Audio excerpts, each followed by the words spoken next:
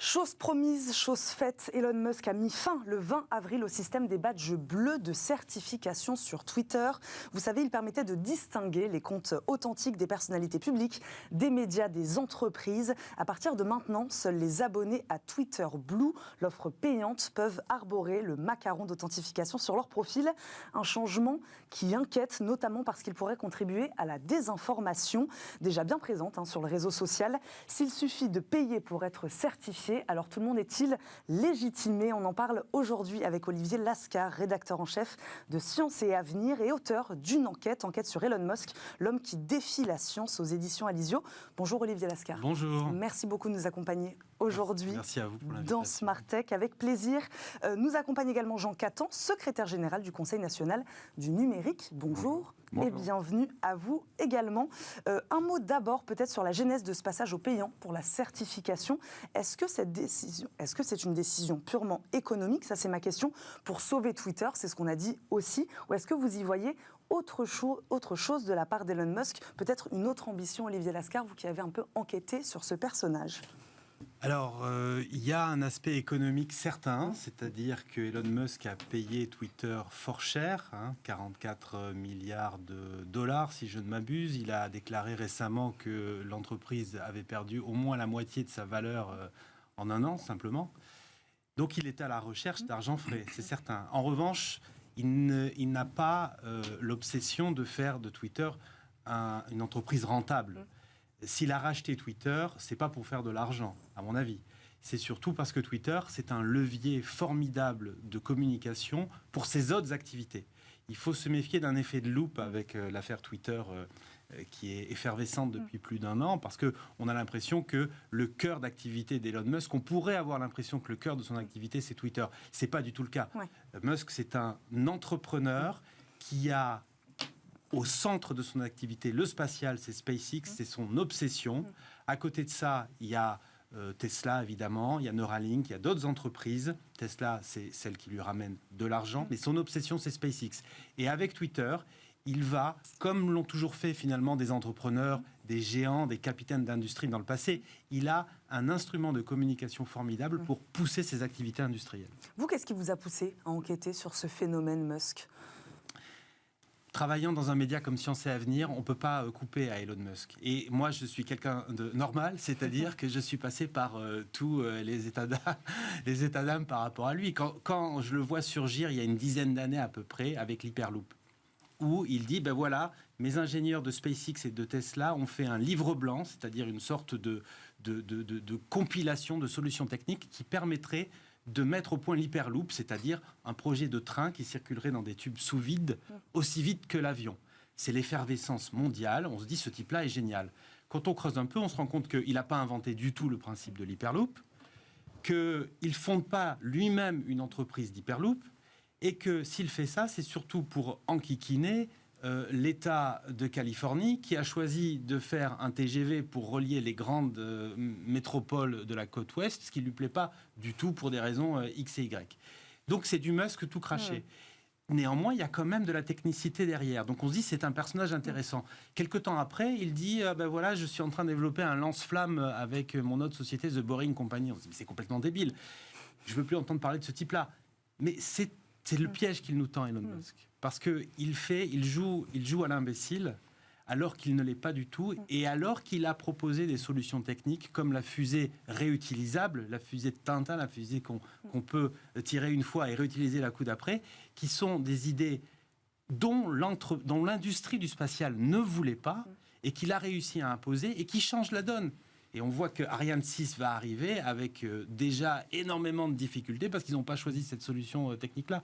Donc Elon Musk est un personnage qui mélange les contraires, qui provoque des réactions noires ou blancs. On l'adore ou on le déteste, alors que ça devrait être tout le contraire. On devrait plutôt regarder tous les dégradés du personnage parce qu'il y a des éléments qui sont très intéressants. Jean Catan, est-ce que vous faites le même constat qu'Olivier Lascar? Comment on lit justement ces projets scientifiques très ambitieux, très disruptifs, et et ce rachat de Twitter? Je pense qu'il y a peut-être l'entrepreneur aussi qui voulait prouver un petit peu au monde qu'il était capable de faire quelque chose avec une entreprise qui n'allait pas forcément très très fort. Et de venir avec un évier comme ça aussi, c'est une manière de provoquer et de montrer un petit peu le patron qu'il est. C'est-à-dire, voilà, moi je viens dans une entreprise qui est en train de couler. Peut-être que ça va être encore plus le chaos, mais vous allez voir, je vais y arriver. Et donc aujourd'hui, en fait, plus il glorifie quelque part les difficultés, plus il glorifie sa potentielle reconquête d'avenir. Il faut voir un petit peu tout le narratif qu'il est potentiellement en train de tisser sur le temps long. Et c'est vrai qu'il y a potentiellement un piège qui nous est tendu à regarder chaque fait, chaque jour. Et on pense à tous les journalistes quand même qui doivent chroniquer jour après jour la vie d'Elon Musk. C'est quand même très compliqué. Et donc, en fait, ce qu'il faudrait faire, c'est vraiment prendre une focale un petit peu plus distante et voir l'ensemble du projet. Et c'est vrai qu'on se retrouve face à des dynamiques qui sont quand même assez intéressantes. C'est-à-dire comment est-ce qu'on convertit le business model d'une entreprise qui aujourd'hui est basée sur l'économie de l'attention. Comment est-ce que potentiellement on reprend comme quelque chose comme Twitter Blue, donc cette formule d'abonnement qui préexistait à son arrivée sur le territoire américain, qui était embryonnaire mais qui était bien là, pour vraiment transformer le modèle économique du réseau social. Comment est-ce qu'il s'en sert aussi pour agréger potentiellement un écosystème peut-être éditorial, pourrait-on dire, pour ne pas dire idéologique, autour de lui. Ce lien entre politique et économie a toujours été très présent aux États-Unis.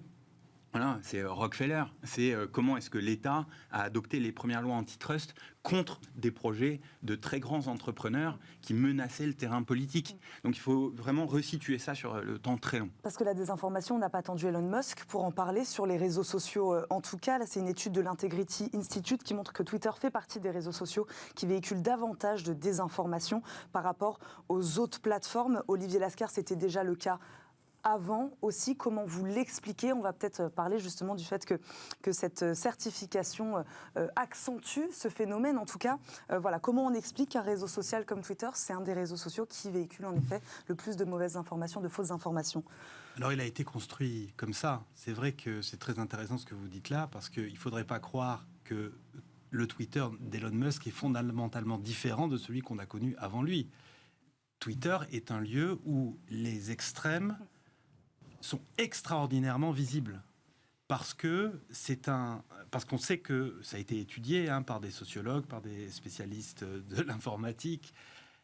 Les commentaires les plus clivants, les plus tranchants sont ceux qui entraînent le plus de un mécanisme de viralité finalement. Absolument. C'est ces postes-là qui vont parce que le justement, plus marcher, soit on a envie d'aller dans leur sens, soit on est horrifié et on explique pourquoi. Donc ce sont des commentaires, ce sont des posts, ce sont des articles qui gagnent de plus en plus de vues, parce que c'est ça ce phénomène de viralité. C'est la prime au plus riche à chaque fois. Donc évidemment, c'est pas un réseau où le commentaire pondéré, circonstancié, va faire florès. Par ailleurs, quelle est la condition de base de Twitter? C'est ce nombre de caractères. Ce qui est extrêmement stimulant d'un certain point de vue, parce que ça entraîne, ça oblige à synthétiser, à faire que sa pensée va à l'essentiel, etc. Mais d'un autre côté, évidemment, la subtilité n'est pas de mise dans ces conditions-là. Donc c'est un réseau social qui entraîne au clivage. Moi, j'avais un interlocuteur pour le livre qui m'avait dit Twitter, c'est une rivière qui coule en bas de chez moi. De temps en temps, je me pose sur le bord de la fenêtre, je la vois couler. Il y a parfois de jolies choses qui coulent dessus, il y a des jolies fleurs posées dessus. Mais à d'autres moments, c'est assez cracra. Sur ce mécanisme de viralité propre à cette plateforme Twitter, Jean Catan, et peut-être donc pourquoi, ensuite on répondra à cette question, pourquoi la certification payante donc serait-elle une aubaine pour les comptes donc à l'origine de fake news? Alors, déjà sur cette viralité des posts potentiellement les plus clivants, il y a une expérience que chacun peut faire, c'est comparer le flux qui est le flux intitulé « Pour vous » en haut de l'application, c'est-à-dire le flux de recommandations algorithmiques, et le flux avec vos abonnements. Donc c'est là où vous avez un ordre chronologique en fait des posts sans que l'algorithme n'intervienne dessus. Et là, vous voyez, c'est deux salles, deux ambiances déjà. C'est-à-dire que vous avez une ambiance où vraiment, en fait, vous avez que de l'achoppement, du cynisme, de la conflictualité. De l'autre, en fait, ça dépend intégralement de ce que vous avez choisi comme compte à suivre. Et donc, en fait, vous avez deux ambiances totalement différentes. Donc, on se voit bien que le modèle lui-même est fait sur cette dynamique-là. C'est-à-dire que, voilà, si vous avez quelque chose d'un peu violent, un peu tapageur, notre attention est directement attirée dessus. Je crois que TikTok fonctionne à peu près de la même manière avec ce For You pour toi et donc fait partie également avec Twitter, en tout cas des réseaux sociaux et des plateformes. C'est un peu différent, en tout cas qui accentue aussi ce phénomène. Alors l'importance en effet de la recommandation algorithmique est vraiment ce qui a fait un facteur distinctif de TikTok, c'est-à-dire que cette connaissance fine de l'usager, c'est ce qui lui a vraiment permis de monter très très haut. Peut-être que l'algorithme de Twitter d'ailleurs fonctionne un petit peu moins bien puisqu'il n'a pas connu forcément le même succès, n'a pas forcément aussi connu le même succès de rentabilité.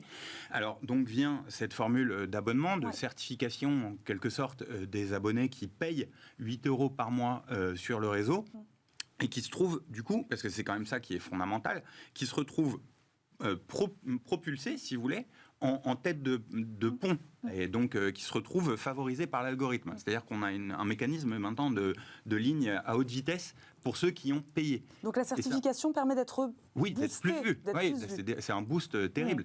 Et donc, comme à côté de cela, il n'y a pas de mécanisme de modération qui soit vraiment convenable à ce jour sur le réseau, c'est du moins le constat qui est fait par beaucoup, dont la Commission européenne, quand même, rappelons-le, eh bien, forcément, on se retrouve avec un système qui promeut de facto, par la combinaison de ces deux facteurs, eh bien, voilà, potentiellement un petit peu plus de haine ici, un petit peu plus de fausses informations là. Oui, parce que la condition, c'est donc bel et bien de payer. C'est la unique condition aujourd'hui pour bénéficier de ce petit badge bleu. Alors, ça semble l'être, mais avec Musk, vous savez, c'est toujours des séries de on teste, on se crache, on recommence. Donc il a lancé la chose, il l'a lancé déjà avec difficulté, parce que ça fait quand même un moment qu'on en parle de ce badge bleu payant. Comme Jean l'a rappelé très justement, ça existait avant Musk, ce projet de Twitter Blue. Donc aujourd'hui, il semble bien quand même néanmoins que si on paye, on a le droit au badge. Alors, ce qui veut dire qu'on passe d'une situation où précédemment, quand on était bien dans la sphère publique, une entreprise, une institution, un homme ou une femme politique, entrepreneur, etc. On avait ce badge bleu parce que Twitter, d'une façon assez opaque aussi, déjà à l'époque, c'était une boîte noire.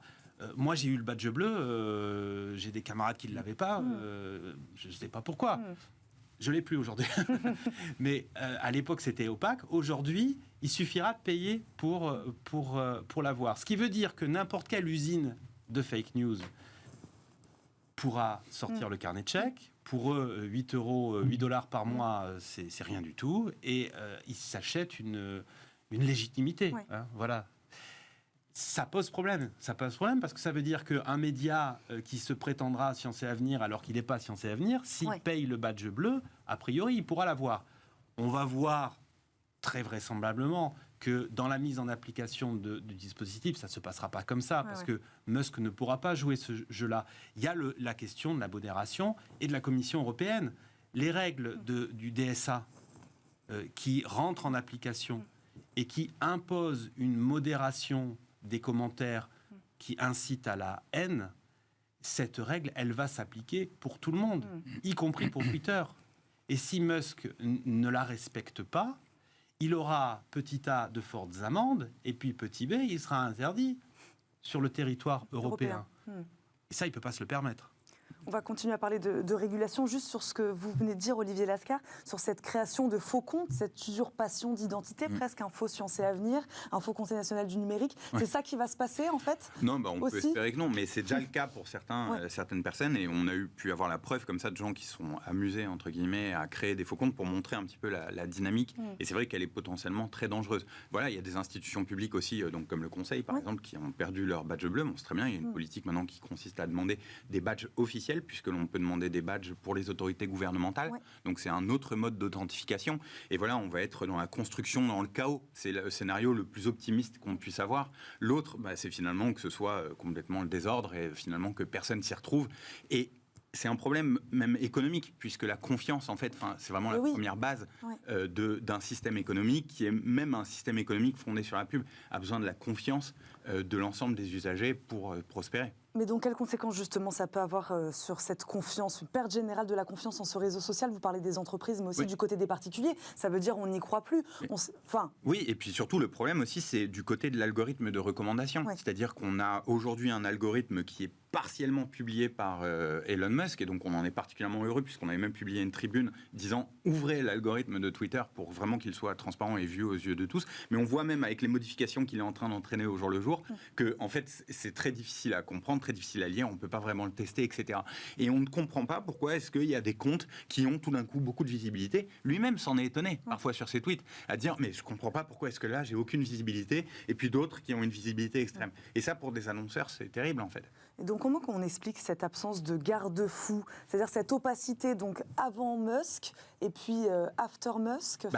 En fait, les réseaux sociaux aujourd'hui ont toujours été, à l'exception de certains, comme Mastodon par exemple, qui est un réseau social fondé sur un logiciel libre, ont toujours été très fermés en fait. Il faut se rendre compte de ce à quoi on fait face. On fait face à des infrastructures sociales qui sont extrêmement fermées, sur laquelle, et puisqu'on est ici sur une chaîne économique et business, il faut le rappeler, en fait, aucun innovateur ne peut greffer d'innovation par-dessus. Ce qui est assez nouveau en fait dans le monde de l'Internet. On a toujours évolué par juxtaposition en fait de couches d'innovation les unes sur les autres. Aujourd'hui, on ne peut pas. On est dans un écosystème entièrement verrouillé, et cela concerne Twitter, mais aussi tous les autres groupes. L'enjeu aujourd'hui, c'est d'aller au-delà de ça et d'ouvrir les réseaux.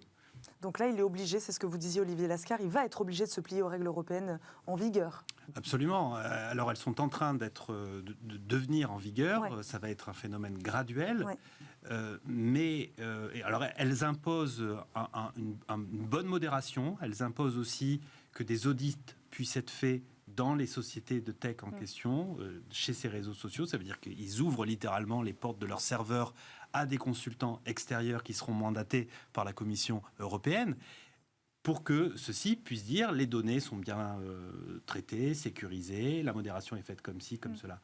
Si Twitter ne le fait pas, il n'y aura pas une jurisprudence Twitter. Je crois que la pire des choses qui pourrait se passer, c'est que les amendes ne soient pas suffisamment conséquentes pour faire frémir l'oiseau bleu, et dans ce cas-là, Musk préfère payer plutôt que de respecter les règles. Mais ce serait catastrophique pour l'image de l'Europe. Je pense que Musk est quand même un personnage qui aime jouer avec le feu, mais qui sait toujours à quel moment il faut retirer la main. Parce qu'il a toutes ces activités industrielles dont on parlait. Il a quand même été choisi. Il a besoin de Twitter, il n'a pas d'intérêt à ce que Twitter ne soit pas utilisé sur le continent européen. Absolument. Il en a besoin, il a besoin de l'argent, de la publicité que ça va générer, mais il est en train d'essayer d'inventer quelque chose de nouveau avec ce modèle semi-payant qui, effectivement, s'est vu ailleurs sur d'autres réseaux sociaux. Mais Jean Catan, j'aimerais qu'on revienne sur ce qu'on disait, sur cette confiance. Est-ce que finalement, il y aura encore une légitimité, c'est ce que je disais en préambule de cette émission, une légitimité à posséder un compte certifié? Voilà, donc il incarnait une forme d'excellence, de référence. Si demain, il n'y a plus ça, quel va être l'intérêt d'aller sur ce réseau social pour des instances sérieuses, pour des entreprises, pour des particuliers sérieux? Donc ce sera quoi, Twitter? Ce sera le cercle fermé de ceux qui véhiculent des fausses informations et de ceux qui ont envie d'aller les chercher aussi. Enfin voilà, je me demande à quoi ça peut ressembler à terme ce réseau social. À terme, déjà, il faut voir, encore une fois, il faut reprendre un petit peu de distance et se dire que potentiellement le mécanisme de certification demain ne sera pas celui assez défaillant que l'on connaît aujourd'hui. Donc potentiellement, déjà, les choses vont potentiellement bouger là-dessus. Ouais. Sur la modération, comme le rappelait Olivier, enfin, je veux dire, demain, il y aura une obligation vraiment de justifier des moyens qui sont mis en œuvre. Déjà, la Cour de cassation en France a ordonné à Twitter le mois dernier de révéler les moyens qu'elle mettait à disposition pour la modération. Donc là aussi, en fait, et c'est ça qui est assez intéressant, c'est comment est-ce que la régulation devient un partenaire d'élaboration de la confiance dans une entreprise. En fait, c'est la Commission européenne qui va fournir les clés de la confiance du réseau social. Et c'est pas pour rien non plus que Elon Musk a reçu à plusieurs reprises Thierry Breton, commissaire européen en charge du numérique. C'est parce qu'il doit savoir quelque part qu'en fait là, il a un partenaire et une entreprise, quand elle est régulée, en fait, sait qu'elle a une longévité qui est beaucoup plus grande. Et ça, c'est très important en fait. Et c'est le paradoxe, hein. C'est de la régulation que viendra peut-être la confiance. Dernier point, donc son argument de liberté d'expression qui séduit beaucoup, ne marchera pas éternellement, Olivier Lascar? Il m'a toujours semblé que cet argument était l'un de ces contre-feux qu'il allume régulièrement pour déplacer le débat sur autre chose. Je prends un exemple encore avec le spatial. Il parle tout le temps de la colonisation de Mars. Aller sur Mars, c'est un vrai projet de SpaceX. Mais en parlant de ce projet qui est très clivant lui aussi, puisque les scientifiques disent qu'on ne pourra jamais coloniser Mars, vu les conditions de Mars en tant que planète, en déplaçant le débat là-dessus, il provoque beaucoup d'émotions, il provoque beaucoup de clash, et ça permet de ne pas parler de la vraie colonisation qu'il a opérée en orbite basse de la Terre pour y installer ces satellites Starlink, dont on s'est rendu compte finalement qu'ils étaient là une fois qu'ils étaient installés. Alors ils n'y sont pas tous, mais une fois qu'une grande partie d'entre eux étaient installés. Aujourd'hui, avec Twitter et en disant « moi je fais ça pour la liberté d'expression », il permet de ne pas se focaliser sur ces questions de monopole, parce qu'on a cet homme qui maintenant possède le spatial, l'automobile. Neuralink, on en parle très peu, mais c'est quand même incroyable ce qu'ils sont en train de faire. Développer des puces à implanter dans les cerveaux pour commander les machines. Là non plus, ça sort pas du néant. C'est pas Musk qui invente ça. En médecine, ça fait des décennies qu'on implante des dispositifs comme cela, mais c'est à visée médicale. Lui dit carrément que c'est pour contrôler les jeux vidéo avec la tête. Pourquoi pas ? Ça, on en parle peu. En déplaçant le débat Twitter sur la question de la liberté d'expression, il permet de déplacer l'attention de tout le monde. Bon, on va terminer là-dessus. Olivier Lascar, merci beaucoup d'avoir répondu à nos questions aujourd'hui dans Smart Tech. Je rappelle, vous êtes rédacteur en chef de Science et Avenir et auteur donc de enquête sur Elon Musk, l'homme qui défie la science. Jean Quinton, merci beaucoup également d'être venu nous voir, secrétaire général du Conseil national du numérique. Merci beaucoup à tous les deux. On marque une courte pause et on se retrouve tout de suite pour le rendez-vous.